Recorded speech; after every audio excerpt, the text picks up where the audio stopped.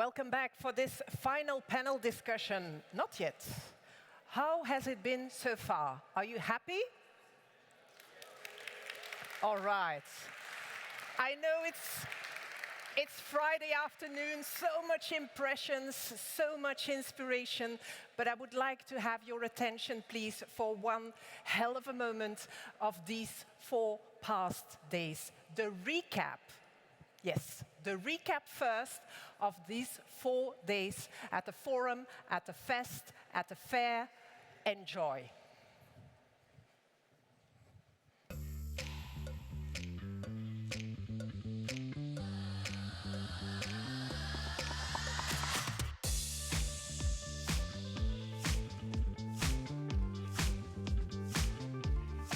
The new European Bauhaus is building a more sustainable, a more livable, and a more democratic Europe.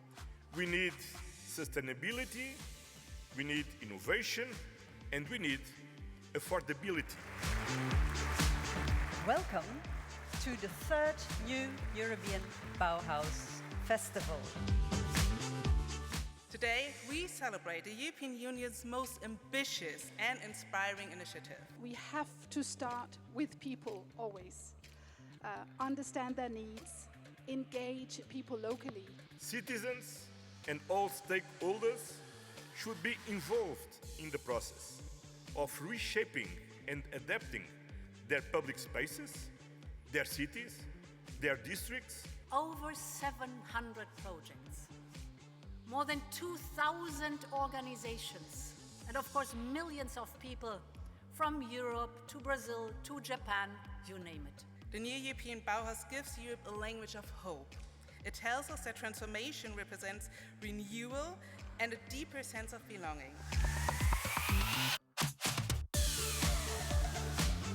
Today, the challenge is sustainability. We need innovation to address it and to combine it with beauty, industrial competitiveness, and our values.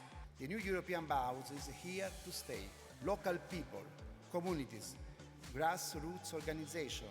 These are the secret of NEB's success. Together, let's build a Europe that is sustainable, inclusive, and beautiful.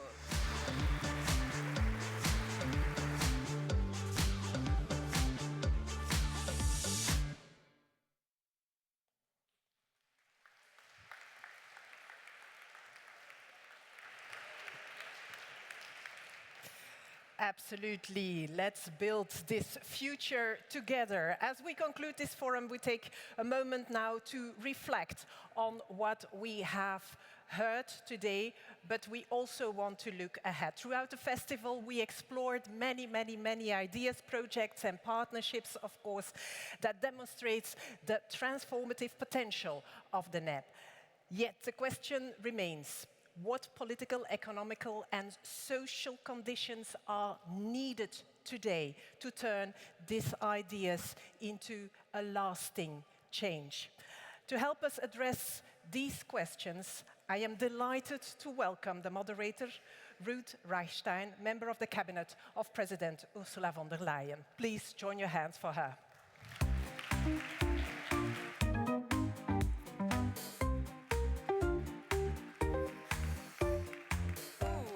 Good afternoon.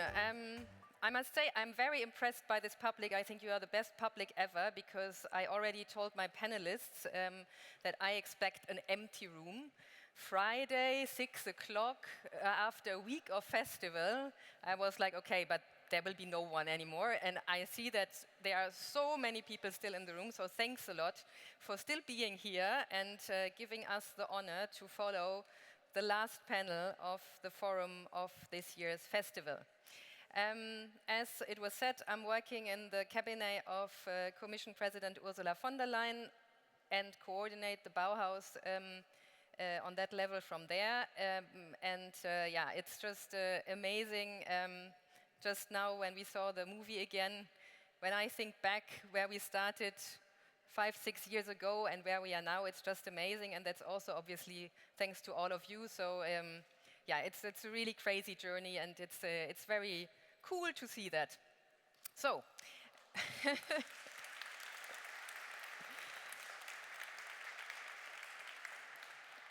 But voila, I'm not here to talk, but I'm here to moderate a panel. And so without further ado, I invite my 4 panelists to join me on stage, please.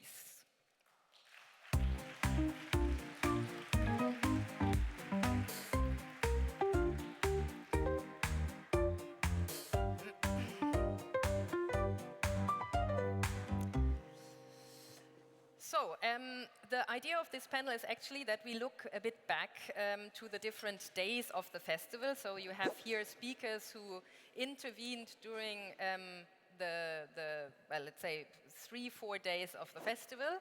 And then obviously it's much more interesting to also look ahead. So we will also look at, okay, what do we take away? What can we take away for the European Bauhaus to become bigger, better, and bolder, let's say. So that's a bit the purpose of the panel. And I would like first to invite now every panelist to quickly introduce yourself, but also already to let us know a bit from the respective days. What are your main takeaways? What have you learned? What was for you impressive to hear in your panels, but maybe also from what you have seen? Some of you also participated in the fair. And then afterwards, we will go a bit into a discussion. So we go day by day. That's the order of the panelists. And so Jan, you will be the first, because you were part of that day where it was mostly about how to decarbonize and, for circularity, there's no verb, yeah, right? Circularize the built environment. On the day 1. Yeah, or 2. It depends how you count. Yeah, so I'm Jan Wurm. I'm both a professor at Karl Leuven at the Faculty of Architecture. I'm also working for Arup, which is an international design consultancy. So I would say I always bring those 2 hats in conversation. So on the one side, there's the academic research, which can be free and can be maybe also a bit more radical. And then on the other side, we work with international clients to help them on the journey. And often these conversations are quite different, depending on in which bubble you are in. And I think it really, first of all, to say that the European Bauhaus really, I think, tries to break these bubbles up, bringing all those stakeholders in one room. But of course, at the same time, it's a bit more comfortable, right, to stay in where you are.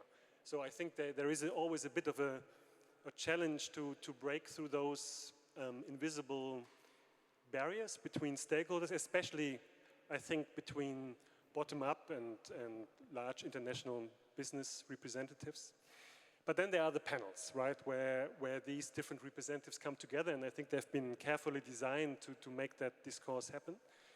And so on the day 1 or day 2, there were a number of them. So there was one where I was part, but there was another one which I would like to maybe just touch upon, because I was quite moved by it, or I thought it was a really strong moment. So there was the panel called Building Europe's Future, Transferring the Construction Sector for a Climate Neutral, Circular, Competitive Economy. So a lot of things packed up in it. And then we had representatives. So we had Anna Heringer there. She's an architect. She's a very driven person, focused on creating social value through the projects that she designs and designs with communities. On the other hand, we had Carmen Diaz-Canabal, a representative of Holcim, one of the big, large companies in the cement construction industry, being a pioneer in decarbonizing that large sector. So very different approaches. One a more radical, another one more, let's say, incremental.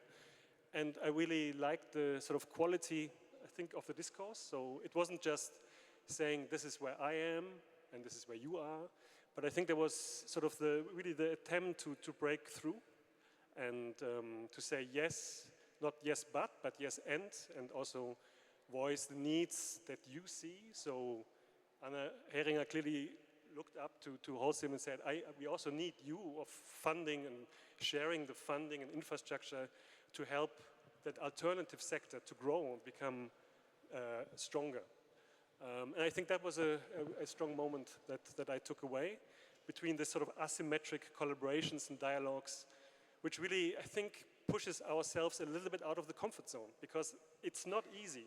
It's not easy to bridge that gap. although we all would like it to be easy, right? So it needs also difficult conversations to happen in a respectful way, and I think we saw many of them. So that's my first takeaway. I'm not sure how many I can share with the audience, but maybe that's it for now. Yeah, thank you. Thank you very much. And it's actually great what you're saying, because I think this is one thing that we indeed want to do with the European Bauhaus, right? Break the silos and bring people together that normally would not meet naturally. So if that has happened a little bit during this festival, that's already, I think, a nice first achievement. So then we move to you, Ruta. You are a bit of a hybrid person, I would say, because you are from Lithuania, so from obviously the Union, but then you work a lot in Ukraine, and this is also what you do a lot in the context of the European Bauhaus. So I could imagine that your takeaway has something to do with Ukraine. Yeah, with Ukraine, but not only. I am an architect wearing also two hats here in the NEB Festival, and first topic is, of course, Ukraine. So my main takeaway from the day number 3 would be I was so happy to see Ukraine's name specifically mentioned in the program, and I think that it should be continued. So we were discussing about Ukraine being not only the shield for the whole Europe, but also the land of innovation, and that innovation is following NEB values. So there are many lessons to be learned from Ukraine, and I was also very happy to see Ukraine not only here at the forum floor, but also in the fair with different booths and also a workshop. So well done, my Ukrainian friends. The second hat that I wear is of the affordable housing, and affordability and housing was the topic here as well. So my highlight also from the day number 3 is this catalog that is being presented for this fair by the European Commission. And we had the pleasure as the NEB Lab Housing and also Architects Council of Europe to advise and to comment on the making of the catalog. And this is the last paper copy.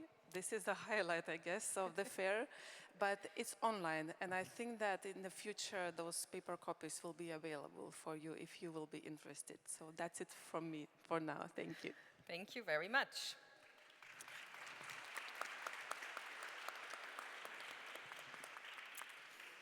So now we move to the challenge of the evening for me. I said that already beforehand, that I apologize in advance that I will not pronounce your name correctly. Sing Ho, yeah, more or less, okay. So that's our guest from far away. And as you know, the European Bauhaus, I mean, it started obviously in the European Union, but really has also the ambition to go beyond and to have a lot of collaborations and cooperations around the globe. And we are very happy that now also in Asia we have first projects there. So going to you to introduce yourself and also your first takeaway from, I think, still day 3, if I remember correctly. Hello, everyone. So I am Seung Ho. I'm a designer, researcher, and educator. I work in a university and I teach and study service design, design for policy. I was in Finland for 11 years, but I'm back in Korea. It's been already 7 years. And there has been a lot of impressive discussions yesterday and today. I mean, the panel Ruta was certainly one of them. But then also the open heritage discussion about the accessibility, innovation, and the future of cultural institutions, and how these institutions are places to go back for people, and also for place for lifelong learning. I think it was very, very interesting discussion. But apart from that, if I zoom a little bit back in as a person, probably one of the few people who doesn't live in Europe anymore, I got to know New European Bauhaus 2 years ago by working with NEB for the NEB in Osaka project, and then I organized a panel there, facilitating a discussion between Europe, Japan, Korea.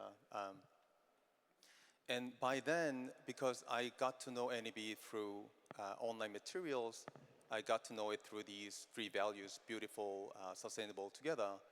And having organized that panel and then having come to this event, I learned NEB more as a now soft infrastructure that translate and transfer knowledge from one locale to the other, and in that way scale this impact. And so I'm really glad that I came here to get to know that and really embody that values. So thank you. Thank you very much.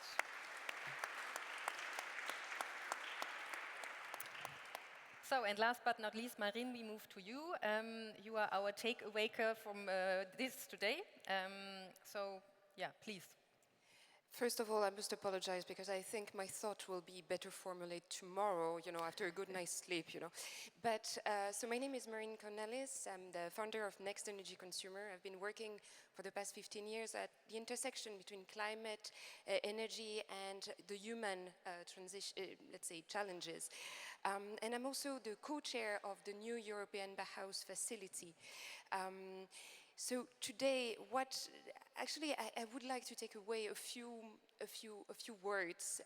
They all start with C. I don't know why, but the first one is about coherence. I see there is so much diversity. Also in the conversations earlier, for instance, about the NEB Academy, there was different viewpoints and disagreements, etc. But there was coherence around the value that the NEB Academy should be promoting and how it should be promoting it. The second word is courage, because it's not easy. It's not easy to start a movement that should be just like this building, lasting for a very, very long time, right? And be part of this movement when still a lot of people ask, but what is the Bauhaus?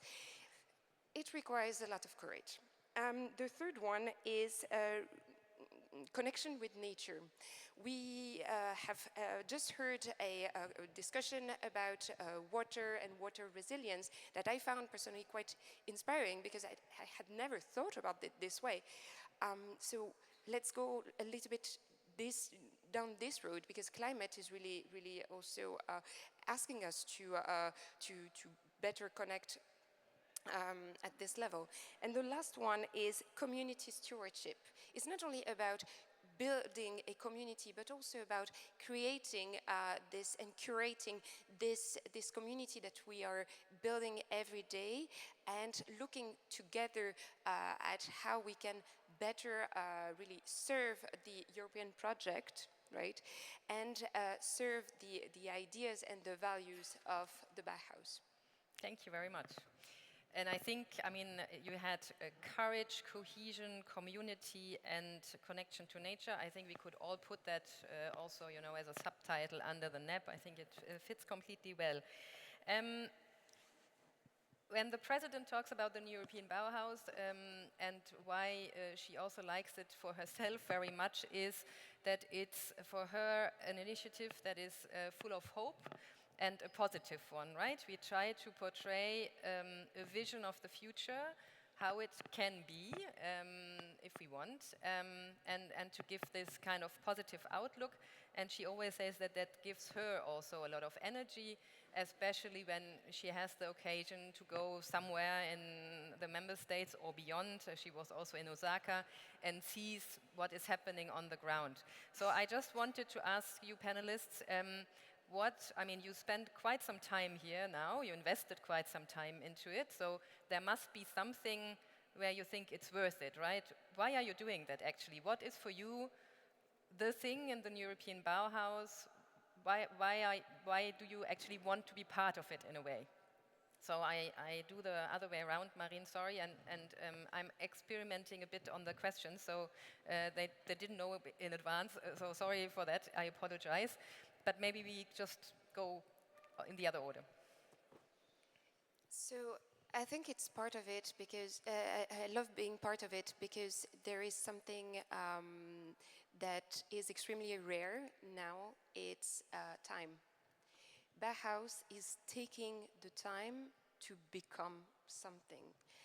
And we live at a time, at an epoch where we have everything is about speed, the speed of climate change, the speed of political decision making, the speed of many different of businesses, right? You need to be bankable after 6 months. But the New European Bauhaus is a metaphor for what it means to actually take the time to build something that lasts. And I found it such a perfect example of what Europe is about and the kind of European lifestyle, which is really about curating together, taking the time to preserve something. And the fact that today we are in a museum, I love it. It's just like, it really shows that, a lot of the people who built this museum, they are not here with us anymore, but the people, every generation is choosing to keep this place together. And that's probably the message I want to keep, right? That we have, perhaps for the very first time, the kind of luxury of time. Yeah, it's one of the few value-driven initiatives that we can find in the world right now, where everything is measured and key performance indicators, fast impact. But also, I think it's like in a loosely defined way, I feel it's an alliance that sort of, as I said earlier, transfer knowledge and skill set and mindset, different locale. And I think it provides this language where we can actually adapt and then sort of co-create the meaning in a different locale differently. So I come from South Korea, and South Korea has lots of challenges, big picture challenges, population, suicide, all of that. And when we think about the values New European Bauhaus actually cherish and foster, these can all be useful for South Korea, but they need to be reinterpreted and co-created by people in Korea that are building these communities and building solutions together. So that way, I think the values are really useful in the sense that they create this, bring us this language, and then help us build the community. Yeah, so the question why I am here, I am an architect, and the mission of an architect is to create quality architecture. So NEB values are in fact nothing new for the architects, because this is the quality architecture. If you don't design architecture that is beautiful, that makes people come together and is sustainable, then lousy architect you are. So it's like for every architect, NEB is something in the blood. But why we want to be here in the community is the community itself. So it's validating to hear that there are many people thinking like you, and also the profile of different professions, of different expertise that come together, and they are talking the same language. This is really refreshing, so we definitely will continue that. Jan? I'm also an architect, and I would say I also appreciate the spotlight that NEB puts on architecture, not as a product and as some commodity, but really as a profound element of society, asking us how do we want to live, what do we want, what do we need, how do we live together, to really understand architecture as the basis of how we work as a society and where we want to go. And there are a lot of very complex questions around it, I think, and the NEB really tries to be holistic. So that's a second thing that I really appreciate, is the holistic approach. And there are no easy answers, obviously, and I think sometimes questions don't get a straight answer. But I think having the dialogues going on and breaking these boundaries, that's where I want to be part of, and also translating these principles really into, I would say, bigger projects or implementations, and also getting, let's say, the business and industry into it, so it doesn't stay apart, really becomes a movement or a way of working, which also reflects on how differently we construct and do bigger projects. So I hope that in 2 years we'll also see bigger projects maybe informed by these principles. Thank you. You can also applaud from time to time, the panelists. It's not forbidden.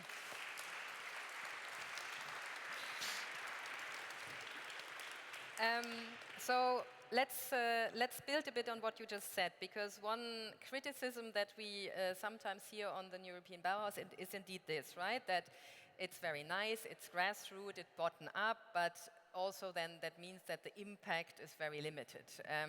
And you can obviously say when you put a lot of small projects together that it also adds up to something. But there is indeed this scale-up question, and that is also, I mean, the Commission has adopted last December a new document on the European Bauhaus, and there we indeed were, exactly aiming for that. So what needs to be done to scale up, to make it also more visible, and to have these bigger projects, as you just said, on the NEP. So maybe in that sense, but you can also add something else. What would be your, let's say, one recommendation for the European Bauhaus for the, let's say, 2 next years to come, up to the next festival, hopefully, that should be done, could be done to become even more impactful, even more visible, and maybe also do this scale up? And Ruta, maybe this time you can start. Sorry, I always have to pick one. That's perfectly fine, because I want to advocate for small projects, because we have to take the idea of European Bauhaus down from the ivory tower. I'm not sure whether it was there, but still, some people, the market, they think that European Bauhaus is a hinder for construction market. This is something that, it's not necessary, and it stops from development. So this is not true. European Bauhaus really brings the added value. And with small projects, we shoot several birds with one shoot. First thing, we show to smaller communities that everything is possible, and even the smallest endeavor can make a change. So this is, one thing. Another thing, with small projects, we have the variety of the ideas. So more ideas we show, the more we expand the notion of what European Bauhaus is. And this is not rocket science, and all those small projects, they prove that. So maybe my wish to European Bauhaus for the next years is to get even more experimental and to allow more crazy projects and to expand that variety, because with this variety we would get many more interesting projects that could scale up, that could die, but with this variety I think that we will fly. Thank you.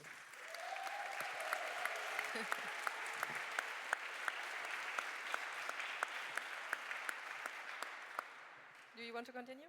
Yeah, I love small projects. Buildings take time to build. Cities take a lot of time to form, but ideas are contagious. And I think small projects are the ones that actually spread the words and ideas much faster and better. In that sense, you asked us, what will be the right keywords for 2 years later? I was thinking about it. This year's 3 keywords are life, spaces, and buildings. And I would recommend, and this is my personal recommendation, small stories, plurality, transferability for 2 years later. And thinking about what New European Bauhaus can do to grow its impact. Coming from South Korea, I know that Busan, the second biggest city in Korea, will be the World Design Capital in 2028. South Korea had one design capital already in 2010, Seoul, and one of the outcome was Dongdaemun Design Plaza, DDP, designed by the late Zaha Hadid. It's a splendid building, but I think it also represents the more conventional idea of design, that beautiful building, landmark, tourism.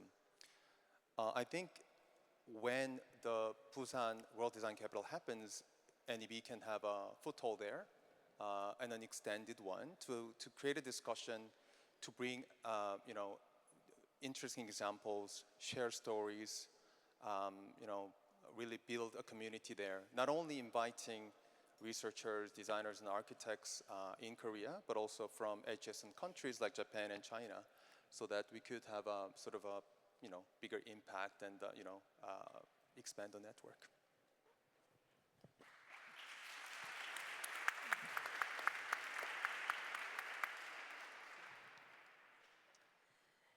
Okay, see, so if we are competing for cities, you know which city I would like to see in 2028? A very small city in the center of France called Bourges, which will be European capital of culture. And why in particular this city? That's where my mom was born. And she left it because this city became a bit sad after a while. There were a lack of investment, there were a lack of culture, of museums. So many centuries ago, it was the center of Europe because of a man called Jacques Coeur decided to travel across the Mediterranean and gather some treasures from all the Mediterranean in that city.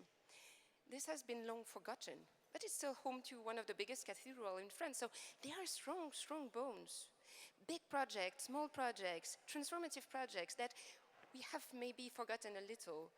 But isn't it that, the Bauhaus, the fact that there are this opportunity to start, to fail, to start again with a big smile and still feel that we belong. So yes, let's add the word belonging, because that's also something that we need at all levels. That is what makes the difference for us human. There was a workshop about AI earlier today, but AI will never make us feel belong. That's the kind of events we have today that make us belong. Thank you.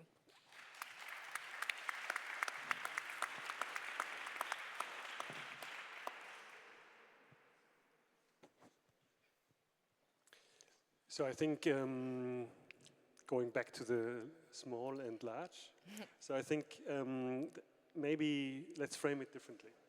Maybe it's not about small and large projects. Maybe it's bringing just those two sides closer together, bringing the crazy ideas with the big projects. Because I think, why not? Why can't we just do that as a way of not saying crazy ideas, small projects, and then the big ones, okay, business as usual.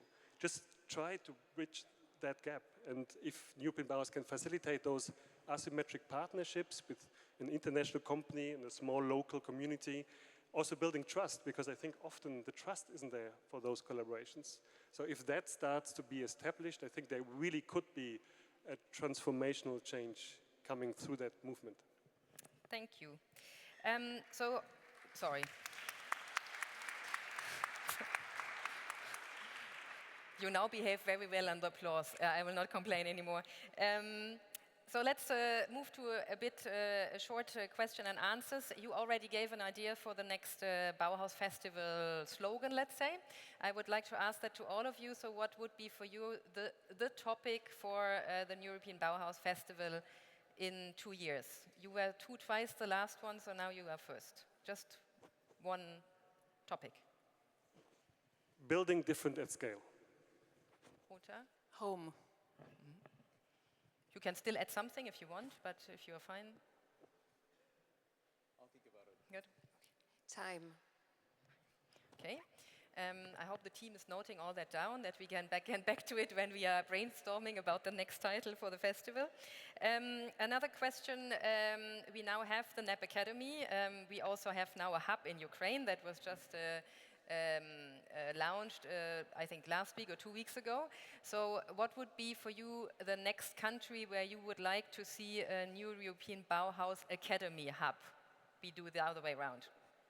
Well, Mexico was well represented. Go on, Mexico. Mexico.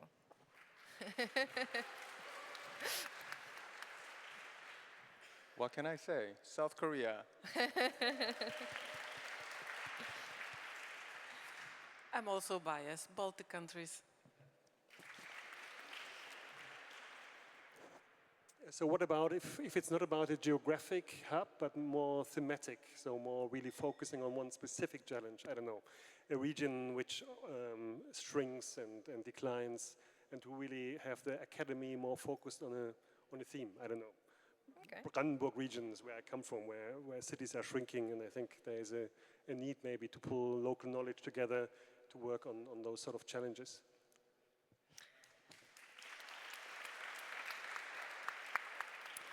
And then, as we are a bit on a wish list for the next festival, because that will also be again a challenge for the team. Who do we invite? Who will be our speakers for the next festival? So, a wish from each of you for a speaker for the next festival. Whoever has something in mind can start. I should have checked the question beforehand. Yeah, okay, maybe that's not news, but as I'm for affordable housing and social justice, I would say Alejandro Aravena. Maybe many of you have heard his talks, but still, I think it would be a highlight.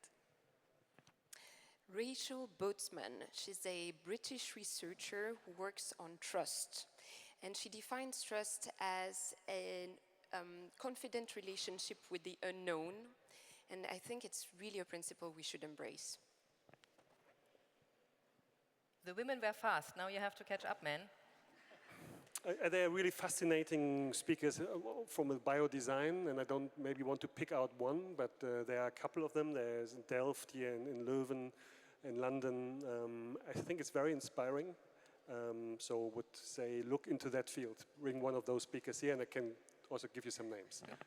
Noted. Marco Steinberg, he used to run the strategic design unit at the Finnish Innovation Fund, Citra, or also known as Helsinki Design Lab. Thank you very much. So I will now completely hijack the program. My panelists might say we still have 2.5 minutes, but I will use that for something different. But first of all, a huge thanks to the 4 panelists of the closing panel.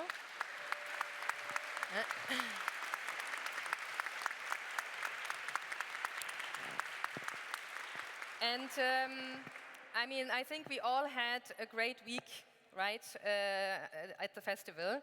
And this is obviously thanks to people, a lot of people behind the scenes, a lot of people running around the whole day, a lot of people doing all kinds of different things, including our great, I don't even know, interpreters, translators, how you are called? Interpreters, thank you.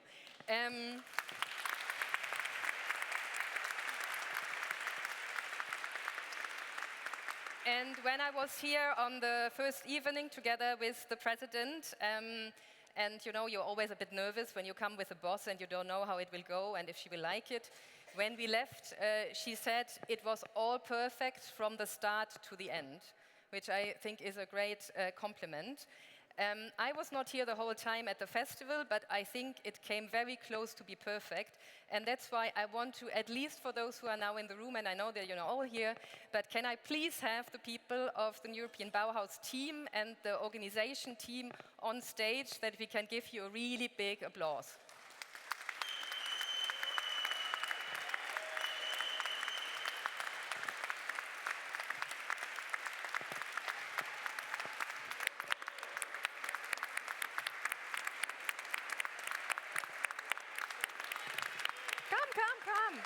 Come here. Yeah, but that doesn't matter. They can. Come.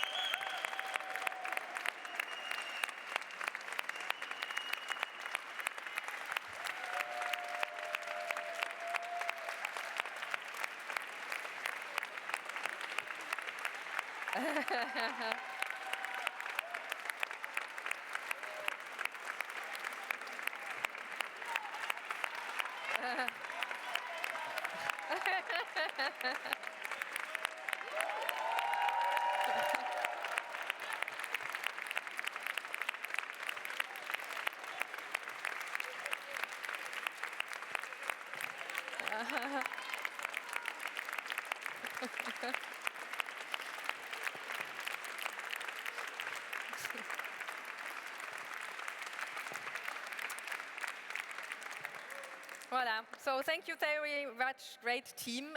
You are amazing, beautiful, sustainable, and just a great team. And it's not only the festival; it's also the great work that they do on the Bauhaus all the time long. So thanks a lot.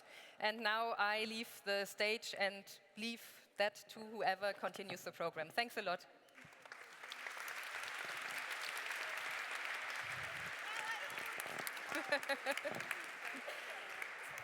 Yeah, oh, come on. Oops. So indeed, thank you very much to the team who made this all possible. But please don't leave the room. I will ask for a very short 1-minute break to rearrange the stage because we have a very important final closing event that is going to happen here, the Visitors' Favorite Fair Awards, and I think you want to stay for those. It's only 15 minutes of your time, so please stay in the room. Thank you, and we will be back in 1 minute.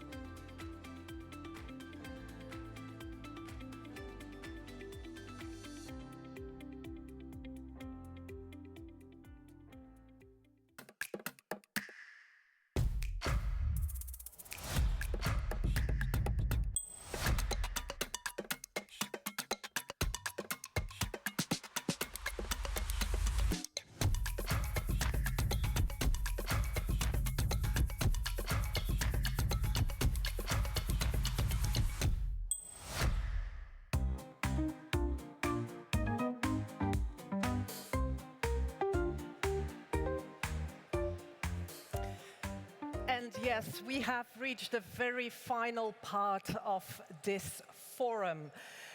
I would like to thank, of course, everyone who stayed until the very last moment. We are not now going to give those winners their prize, the visitors' favorite fair awards, and we have 3 categories. I will name them first, and then we will dive into each category separately. We have innovation, engagement, and design. But let's move into the first category, innovation.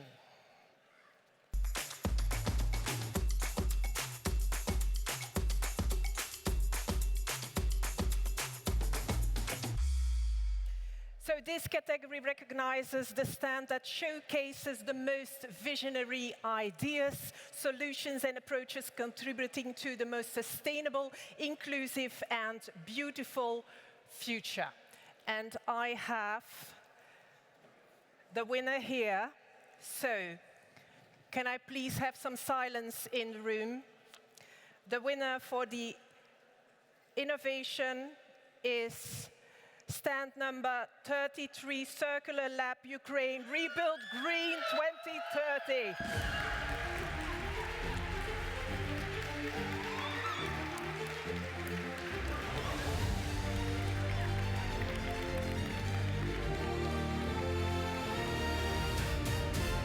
Congratulations.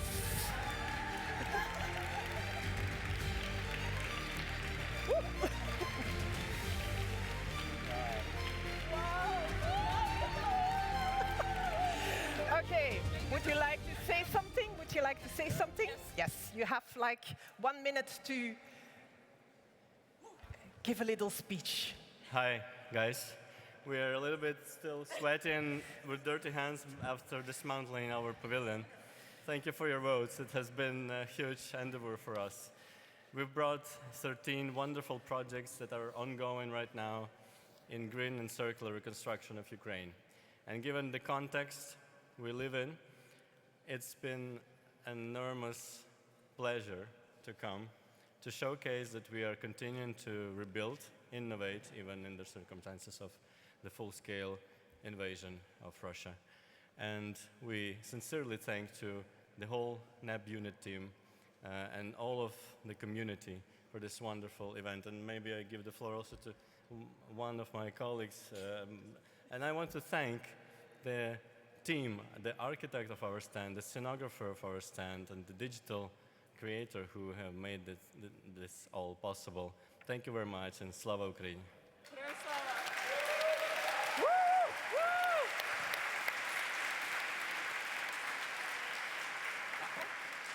I just want to say that we are very happy and very proud to be here, and we're just extremely proud of the project itself, all the Ukrainian projects, and the team that worked on it. Thank you so much. Give them a round of applause. Thank you. Of course, we have 2 more prizes that stand between you and the reception and the drinks, but we will move into the next category, engagement.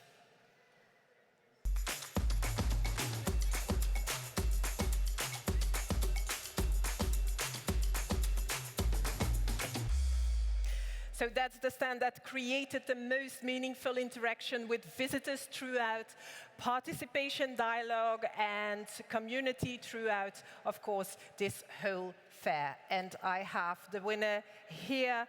So the engagement award goes to AI Imagined and Lived European Cities.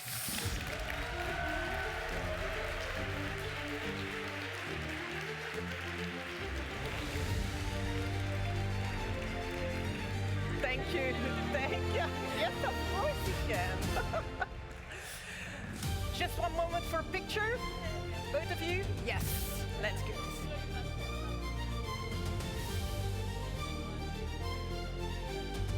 And of course, we want to hear from you, so share some thoughts with us. Yes, absolutely. Well, I would like to thank very much the European Commission not only for helping us researchers to follow our dreams and try to make the world a better place, but also for letting us meet wonderful people. And among them, I would like to highlight the organizers of this event. You are great guys. Thank you. Also, the very, very nice colleagues that we have been all the week working together in our stands. And I would also like to highlight the hard work of the new European Bauhaus people, the JRC, who have been behind this. And also my funders, of course, the Maria Sklodowska-Curie Actions Program, Research Executive Agency, and all the people involved in that. And of course, also my host institution, the KTH Royal Institute of Technology. You are really wonderful, all of you, great. Thank you so much from the bottom of my heart. I hope we can continue this path together. Thank you. Thank you, and congratulations again.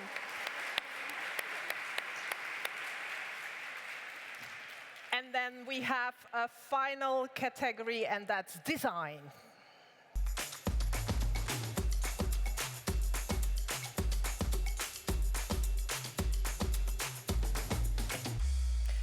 And here we are awarding the stand that stands out for its visual identity, creativity, atmosphere, and overall spatial experience.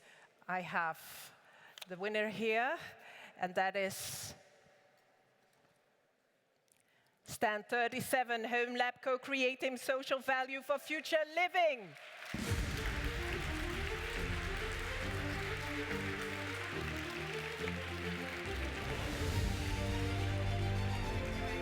You're welcome.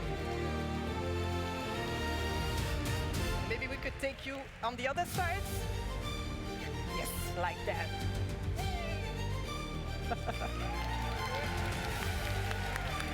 Would you like to say a few words? Thank you very much. I think as it was said repeatedly and also right from the start, from the opening ceremony, we need to start with the people and we need to place people in the center. We need to understand their needs. That is something we're trying to focus on. We're trying to place people in the center, research it, prove it, bring it down to the evidence. So thank you so much for supporting us, for enabling this work, for encouraging us, and thank you so much, organizers, for giving us this platform. As it was said, there are great ideas, but smaller projects. We may be one of those. We are impactful ideas, but smaller projects. So thank you very much for letting us be here, for letting us share this work, and encouraging us to keep going. Thank you so much. Please stay with us, and I'm going to invite the other winners. The other winners, I will take a big picture with everybody.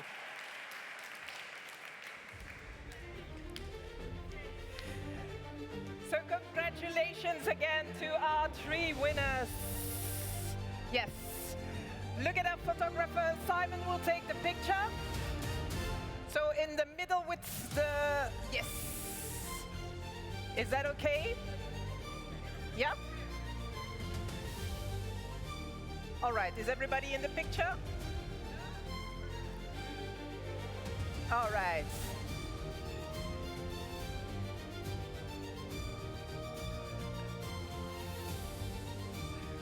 Wonderful. And let me also congratulate all exhibitors for contributing to the energy, the creativity, and the success, of course, of this festival. Thank you for being a part of the new European Bauhaus community. I would like to wish you a farewell. I hope we will meet again soon. I look forward to continue this journey, of course, with you. But please, I would like to invite you to the reception as well and hopefully see you in 2 years.